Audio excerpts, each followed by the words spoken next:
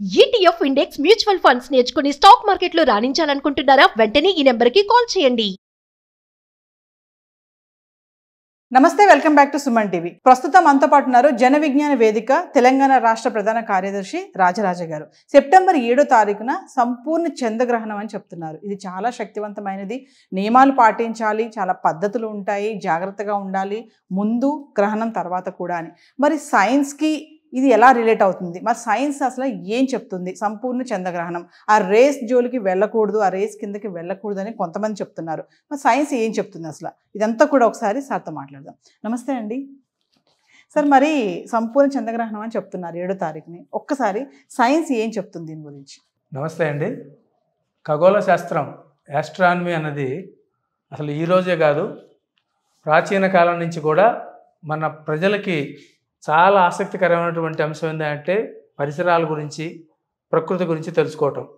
ఆ ప్రకృతిలో కీలకమైనది భూమి గురించే కాకుండా మొత్తం మన భూమి చుట్టూ ఉన్న చంద్రుడు, సూర్యుడు, గ్రహాలు, నక్షత్రాలు, రాసుల గురించి తెలుసుకోవాలన్నటువంటి ఆసక్తి ప్రాచీన కాలం నుంచి అన్ని నాగరికతల్లోనూ మనకి కనపడుతుంటుంది.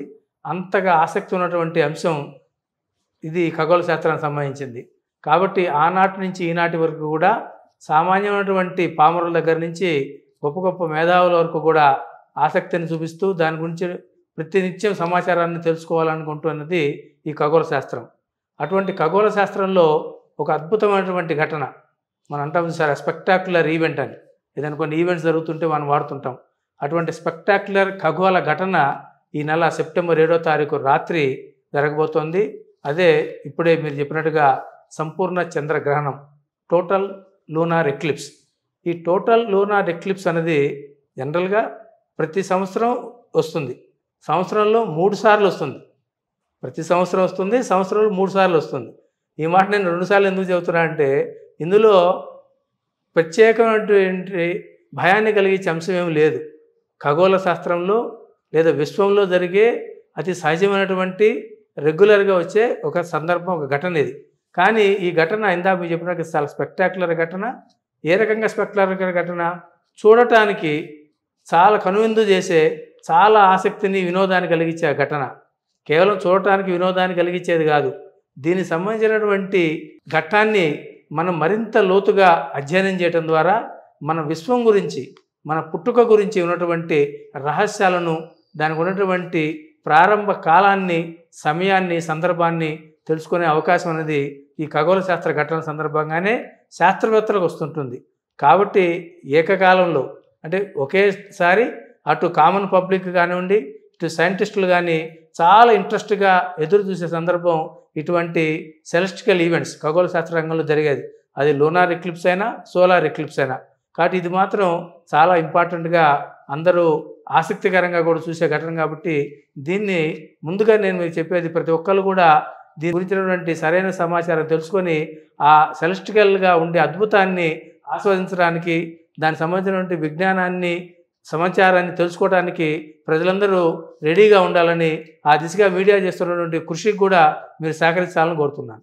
సార్, మీరు అన్నారు కదా స్పెక్టాక్యులర్ ఈవెంట్ అని చెప్తున్నారు కదా, అంటే చూడాలి అంటే దాన్ని మనము ఎలా చూడాలంట? చాలామంది రేసు అంటారు కదా, ఈ స్పెట్స్ పెట్టుకొని చూస్తూ ఉంటారు కదా, ఎలా చూడొచ్చు అంటారు దీన్ని? ఇది చాలా ఇంపార్టెంట్ అండి.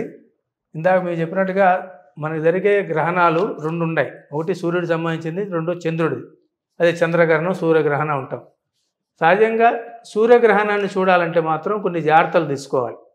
సూర్యగ్రహణం మామూలుగానే సూర్యుడిని పట్టపగలు మనం చూడాలంటే నేకెడ్ అయితే మనం చూడలేం. మీకు అందరూ తెలిసిందే, చెయ్యి అడ్డం పెట్టుకుని, పేపర్ అడ్డం పెట్టుకుని, లేకపోతే సగం కళ్ళు మూసుకొని చూస్తుంటాం.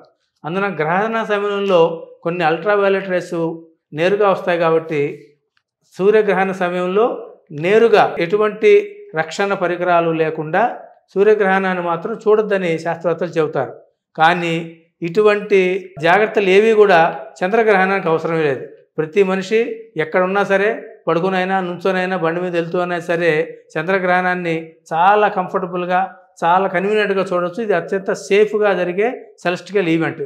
దీనికి ఎటువంటి జాగ్రత్తలు ప్రత్యేకమైనవి అవసరం లేదు. సార్, మామూలుగా ఏదైనా గ్రహణం వచ్చింది అంటే సూర్యగ్రహణమే కానీ చంద్రగ్రహణమే కానీ ముందు జాగ్రత్తలు, తర్వాత కూడా చాలా జాగ్రత్తలు పాటించాలని చెప్పేసి కొంతమంది అయితే నిపుణులు చెప్పడం జరుగుతుంది. అంటే సైన్స్ పరంగా చూసుకుంటే కూడా నిజంగా జాగ్రత్తలు పాటించాలంటారా? ప్రతి దాని గురించి 1-2 రకాల అభిప్రాయాలు ఉంటాయి. ఒకటి సైన్స్ ద్వారా తెలుసుకునేటువంటి విజ్ఞానం ఒకటైతే, రెండోది మనకు ఉన్నటువంటి నమ్మకాల ద్వారా విశ్వాసాల ద్వారా మనకుండే సమాచారం. సో ఇప్పుడు మనమైతే నమ్మకాలు విశ్వాసాల జోలికి వెళ్ళాల్సిన అవసరం లేదు. ఎందుకంటే ప్రతి దాని పట్ల ఎవరి నమ్మకం వాళ్ళది. ప్రతి వ్యక్తుల యొక్క వ్యక్తిగత నమ్మకాల జోలికి వెళ్ళి మనం తీర్పులు ఇవ్వాల్సిన అవసరం జన విజ్ఞాన వేదిక లేదు, నాకు తెలిసి ఇతరులకు ఎవరికి లేదని అనుకుంటాను. కానీ ఇది ఒక ఇందాక మనం అనుకున్నట్టుగా ఖగోళ రంగంలో జరుగుతున్నటువంటి ఘటన కాబట్టి దీని వెనుకున్నటువంటి సైన్స్ గురించి తెలుసుకుందాం.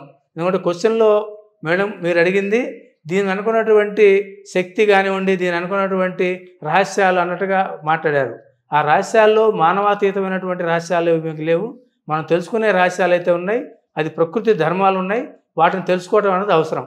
అందులో ముఖ్యంగా అసలు ఈ తెలుసుకోవాల్సిన అంశం అసలు ఈ చంద్రగ్రహణం ఎలా ఏర్పడుతుంది అన్న విషయం తెలుసుకోవాలి. సార్ ఇప్పుడు మామూలుగా ఈ రేస్ కిందకి వెళ్ళకూడదు, వెళ్తే చాలా ప్రమాదం అని చెప్పేసి చెప్తున్నారు. అంటే ఎందుకు రేస్ కిందకి వెళ్ళకూడదు, ఎందుకు అంత ప్రమాదము? జస్ట్ ఓవరాల్గా ఈ చంద్రగ్రహణాన్ని మనం ఈ సంపూర్ణ చంద్రగ్రహణాన్ని పిల్లలు కానీ పెద్దవాళ్ళు కానీ చూడాలి అంటే ఎలాంటి జాగ్రత్తలు పాటించాలి ఒకసారి ఫైనల్గా? రేసు వెళ్ళకూడదు అన్నదానికి చెప్పాలంటే అది కొద్దిగా అర్ధరహితం అండి. ఎందుకనంటే సూర్యుడి నుంచి వచ్చే కాంతి భూమి మీద, చంద్రుడి మీద, ఇతర గ్రహాల మీద పడి రిఫ్లెక్ట్ అయినప్పుడు వచ్చే కాంతిని మనం ఎవరూ ఆపలేం. కాబట్టి ఇది పడవచ్చు ఇది పడకూడదు అని చెప్పడంలోనే మనకి ప్రకృతి పట్ల మనకు ఉన్నటువంటి ఒక అమాయకత్వాన్ని తెలియజేస్తుంది. కాబట్టి దీన్ని ఆపటం అనేది మన చేతుల్లో లేదు. కాబట్టి పడకూడదు అనుకోవటం కూడా అది అసాధ్యమైనటువంటి విషయం. అది ఖచ్చితంగా సూర్యుడు కాంతి అనేది మొత్తం మన సోలార్ మిల్కీ వే గెలాక్సీ అనేది చెబుతాము. దీని మొత్తానికి ప్రాణమే సూర్యుడు, సూర్యుడి నుంచి వచ్చే కాంతి. కాబట్టి సూర్యకాంతి సూర్యుడు లేకపోతే అసలు మిల్కీ వే గెలాక్సీనే లేదు. కాబట్టి ఖచ్చితంగా సూర్యకాంతి అవసరమే. అయితే ఆ అవసరాన్ని ఏ రకంగా రకరకాల సందర్భాల్లో దాని యొక్క సూర్యకాంతి పడే ప్రభావం అనేది మారుతుంటుంది. ఆ పడే ప్రభావంలో వచ్చే మార్పులే ఈ గ్రహణాలు. అందుకనే చంద్రగ్రహణమైనా సూర్యగ్రహణమైనా ఈ సూర్యకాంతి ఆయా వస్తువుల మీద, ఖగోళ వస్తువుల మీద పడుతున్నప్పుడు వచ్చే ప్రభావాలే ఈ గ్రహణాల రూపంలో అట్లనే ఈవెన్ పగలు రాత్రి కూడా అట్లానే వస్తుంటాయి. సూర్యకాంతి ఆ భూమి మీద కానీ ఇతర గ్రహాల మీద పడుతున్నప్పుడు మనం ఏ రకంగా సూర్యుడికి మనకి మధ్య ఉండే డిస్టెన్స్ ఎలా ఉంటుంది, ఏ రకమైన పొజిషన్స్లో మనం ఈ సోలార్ ఫ్యామిలీలో ఉన్నాం, దాన్ని బట్టి ఈ మనకు వచ్చే అన్ని లైఫ్ ఎక్స్పీరియన్సెస్ కూడా సూర్యకాంతి యొక్క ప్రసారం అయిన వల్లనే జరుగుతుంటాయని చెప్పి ఈ సందర్భంగా తెలుసుకోవాలి. సార్ మరి ఇది మన భారతదేశంలో ఎంతవరకు ఇది కంప్లీట్గా మనకు కనిపిస్తుంది అంటారా? ఇది భారతదేశంలో కనపడటమే కాదండి, మొత్తం ప్రపంచంలో దాదాపు 77% జనాభా ఇది చూడటానికి అవకాశం ఉంది. అసలు ఈసారి జరగబోతున్న చంద్రగ్రహణం ఎందుకు ఇంత ఆసక్తి కలిగించింది అంటే మొదటి రీజన్ ఇదే. మొదటి రీజన్ ఎక్కువ మందికి భూమి మీద ఉన్నటువంటి ప్రజల్లో దాదాపు 75-77% మంది ప్రజలు ఇందాక మీతో అన్నట్టుగా ఎటువంటి ప్రత్యేకమైనటువంటి పరికరాలు వాడాల్సిన అవసరం లేకుండా నేకడైతే చూసే అవకాశం ఉన్నందువల్లే అంటే చెప్తాం సార్, అందరికీ ఇది యాక్సెసిబుల్గా, మెజారిటీ పబ్లిక్కి యాక్సెసిబుల్గా ఉన్నందువల్లనే దీని పట్ల ఆసక్తి వచ్చింది. అది దీనికి సంబంధించినటువంటి మొదటి అంశం. సార్ మరి ఈ సంపూర్ణ చంద్రగ్రహణాన్ని బ్లడ్ మూన్ అని అంటారు, అంటే రెడ్గా ఉంటుంది ఆ రోజంతా మూన్ అని చెప్తున్నారు కదా, ఎందుకు సార్ అంటే బ్లడ్ మూన్ అని ఎందుకు అంటారు అసలు? ఇందాక మీరు చెప్పినట్టుగా ఈసారి జరగబోతున్నటువంటి టోటల్ లూనార్ ఎక్లిప్స్, సంపూర్ణ చంద్రగ్రహణం పట్ల ఆసక్తి రావడానికి మొదటి కారణం ఇందాక మీరు చెప్పినట్టుగా ఎక్కువ మంది భూమి మీద ఉన్నటువంటి ఎక్కువ మంది ప్రజలకి 77% ప్రజలకి చూసే అవకాశం ఉండటం మొదటి కారణం అయితే, రెండో కారణం దీన్ని బ్లడ్ మూన్ అనే దీనికి ఒక పేరు పెట్టారు. ఈ పేరు పెట్టినందువల్ల ఒక రకమైనటువంటి భయం, ఆందోళన అనేది ప్రజల్లో కలుగుతుంది. కాబట్టి ఈ రకమైనటువంటి భయాందోళనలోంచి ప్రజలు ఏదో జరగబోతుంది, ఏదో ఉపద్రవం జరగబోతుంది, ఏదో నష్టం వస్తుంది, దీన్ని మనం ఎట్లా ఆపలేం కదా, దీని నుంచి మనం ఏం జాగ్రత్తలు తీసుకోవాలి, ఏ రకమైనటువంటి దీనికి దాని పట్ల మనం వ్యవహరించాలి అనే దాని పట్ల ఒక ఆందోళన కలగటం అనేది దీని పట్ల ఆసక్తి రేకెత్తిస్తోంది.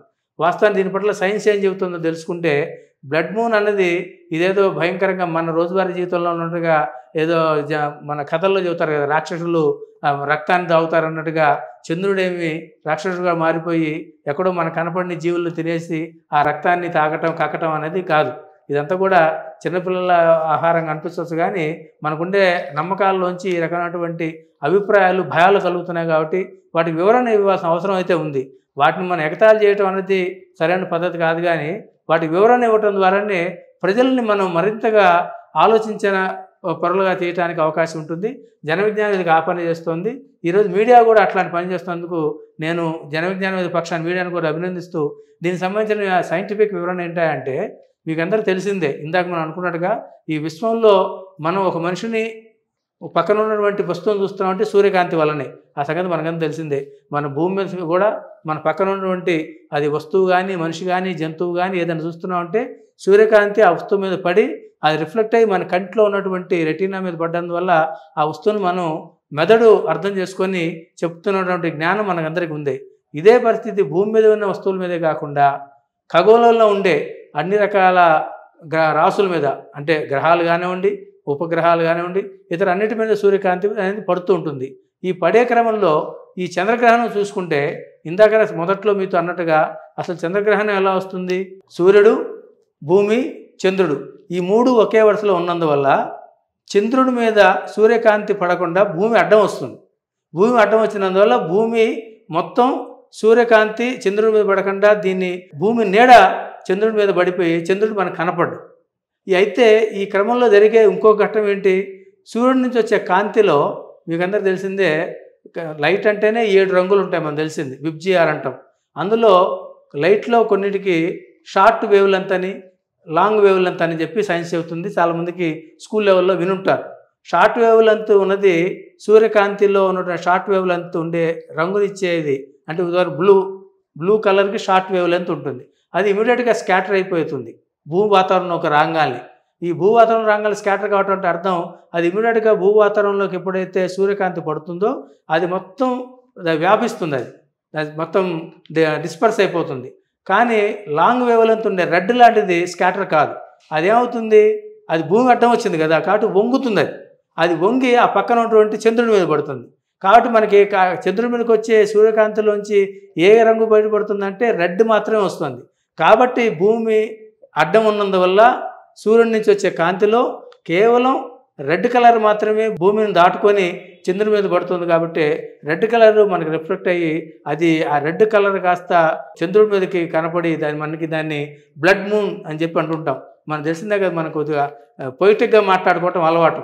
కాబట్టి ఆ పొయిటిక్గా మాట్లాడుకున్న క్రమంలో భాగంగా చంద్రుడు కలరు ఆ టైంలో ఈ ఎక్లిప్స్లో టోటల్ లూనార్ ఎక్లిప్స్ టైంలో కొంత భాగంలో అది రెడ్ కలర్లో అది మనకి రిఫ్లెక్ట్ అవుతుంది. కాబట్టి అది బ్లడ్ మూన్ అంటాం. తప్పితే ఇందులో దాగి ఉన్న సైన్స్ ఇంత మించిన ఎటువంటి భయాన్ని గురి చేసే అంశం ఇందులో ఏమీ లేదు. కాబట్టి ప్రజలు దీని గురించి ఆందోళన చెందాల్సిన అవసరం ఏమీ లేదు సార్. సో మా వ్యూవర్స్కి ఒక్కసారి ఫైనల్గా సార్, అంటే మీరు అన్నట్టుగా ఇది చాలా విజిబుల్గా ఉంది, మీరు ఏమి అడ్డు పెట్టుకుని చూడాల్సిన అవసరం లేదని చెప్తున్నారు కదా, మరొక్కసారి మా వ్యూవర్స్కి.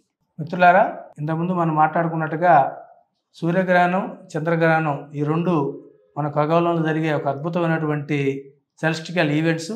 వీటిని చూడటం అన్నది మామూలు ప్రజలకి చాలా ఆశ్చర్యాన్ని, అద్భుతాన్ని కలిగిస్తే శాస్త్ర ప్రపంచంలో ఉన్నటువంటి పరిశోధకులకి ఈ విశ్వం పుట్టుక పట్ల, విశ్వ రహస్యాలను తెలుసుకోవడం పట్ల ఒక గొప్ప అవకాశాన్ని కలిగిస్తుంది.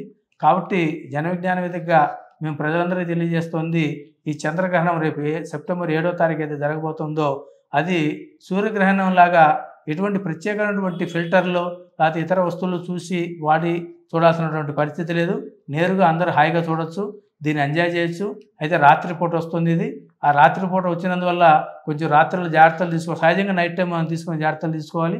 రెండో జాగ్రత్త, ఇప్పుడు మన తెలంగాణ, ఆంధ్ర రాష్ట్రాల్లో ఈ వానలు వర్షాలు వస్తున్నాయి. కాబట్టి ఇప్పుడు హైదరాబాద్ కొంచెం డౌట్ఫుల్గానే ఉంది. కానీ ఇతర ప్రాంతాల్లో మాత్రం సంపూర్ణమైన చంద్రగ్రహణం అందరికి కనపడుతుంది.